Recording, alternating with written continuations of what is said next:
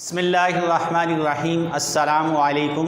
Video lecture के हवाले से second year commerce subject banking आज का लेक्चर नंबर 26 है। चैप्टर 8 शुरू किया है हमने प्रॉमिसरी नोट। इसका एक लेक्चर कल, आज ये इसका दूसरा लेक्चर है। Explain the kinds of promissory note. Promissory note की मुख्तलिफ इक़साम कौन कौन सी हैं। दो टाइप की जो है वो प्रॉमिसरी नोट होते हैं।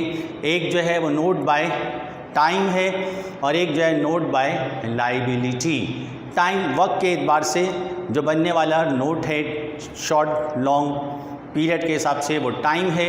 लाइबिलिटी के हिसाब से एक की, दो की, तीन की या एक से ज़्यादा की जिम्मेदारी रीपे करने की, तो वो जो है नोट बाय जो है लाइबिलिटी है। तो there are two types of promissory note. Number one note by time and note by liability. जो आपको दो बताए वो यही है। तो note by time can also be divided into two. इसकी भी दो हैं। किसी साइट किसी भी वक्त पर जो है वो यानी एक पर्टिकुलर टाइम पीरियड पर पेमेंट ना हो बल्कि किसी भी वक्त पेमेंट हो जाए तो ये नोट बाय साइट है। This type of note payable on site. और सेकंड जो है note by time, fix time, 3 months का टाइम तो 3 मंथ्स के बाद ही ड्यू होगा, पेबल होगा। और जो है वो अगर 3 मंथ्स का है तो 3 मंथ्स के बाद, 2 मंथ्स का है तो 2 मंथ्स के बाद ही वो ड्यू होगा, उससे पहले ड्यू नहीं होगा, उससे पहले जो पेमेंट सेटलमेंट नहीं होगी। तो ये जो है वो पे note by time. This type of note prepare for a definite period, एक ख़ास वक्त के लिए, 2 महीने, 3 महीने, 4, 5, 6 महीने of time and payable after the expiry of time. वो वक्त गुजरने के बाद, 2 महीने का तो 2 महीने गुजरने के बाद, 3 महीने 3 गुजरने के बाद, 6 महीने तो 6 महीने पूरे होने के बाद ही उसकी पेमेंट होगी। तो ये दो टाइप के हो गए जो है वो नोट बाय टाइम में। और जो फिर नेक्स्ट जो है नोट बाय लाइबिलिटी। एक फ़र्द अगर नोट को बनाए, वही एक ही one single person is the maker and he is जो है वो लाइबल टू पे दी लाइबिलिटी और डेट्स, तो वो जो है वो सिंगल जो है लाइबिलिटी कहलाती है। तो single promissory note. This type of note can also be divided into to. ये भी दो टाइप के हैं, एक तो सिंगल है और एक से ज़्यादा है, जॉइंट है। तो single promissory note, when the maker of note is only a single person, only one person and he himself liable for repayment. वो अकेला ज़िम्मेदार है इसकी पेमेंट का, वही बनाएगा, वही पेमेंट करेगा, उसके साथ कोई दूसरा शेयर नहीं करेगा, कोई दूसरा शामिल नहीं होगा। तो ऐसी जो लाइबिलिटी है, ऐसा जो नोट है वो सिंगल प्रॉमिसरी नोट है। जॉइंट प्रॉमिसरी नोट, इसमें 2, 3, 4 अफराद मिलकर कर्ज ले रहे हैं और वो इंडिविजुअली अपने अपने हिस्से के ज़िम्मेदार हैं, तो ये जो है वो जॉइंट नोट पेबल कहलाता है। When the two or more persons are makers of the note and all the persons of makers, बनाने वाले जितने भी हैं, 2, 3, 4, 5, वो सारे के सारे are individually liable to pay off the borrowed sum of money. जो रकम उन्होंने लिए वो अपने अपने हिस्से के ज़िम्मेदार हैं। इस कॉल्ड जॉइंट प्रॉमिसरी नोट। तो ये मुश्तरका प्रॉमिसरी नोट हो गया।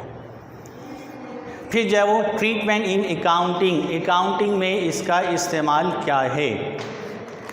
तो अकाउंटिंग में जो है वो 2 पार्टीज़ इसमें हमने देखी हैं, एक कर्ज़ लेने वाला और एक कर्ज़ देने वाला।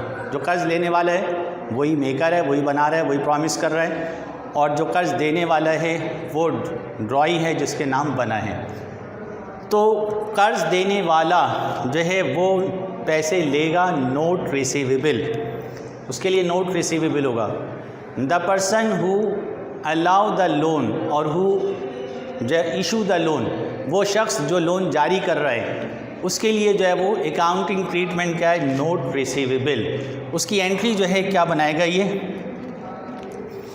इसकी एंट्री जो होगी note receivable debit, notes receivable ये करेगा डेबिट। इसको पैसे लेने, इसकी नेचर एसेट है और ये कर्ज़ा बढ़ रहा है, एसेट इंक्रीज़ होता है तो डेबिट होगा।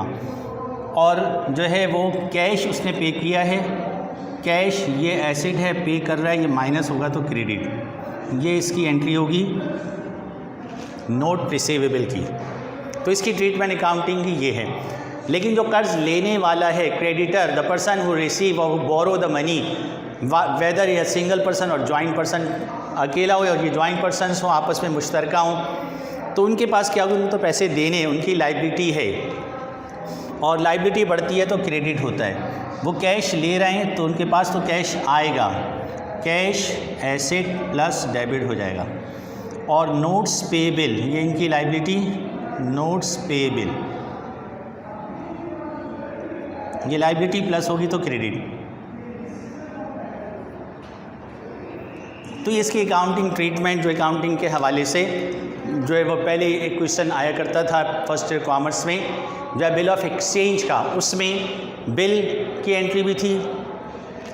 तो जो है वो यानी सेलर है वो नोट की जगह बिल रिसीव डेबिट और कैश या सेल क्रेडिट, और जो परचेज़र है उसके आप पास परचेज या कैश डेबिट और बिल्स पेएबल क्रेडिट, तो उसके लिए पेएबल।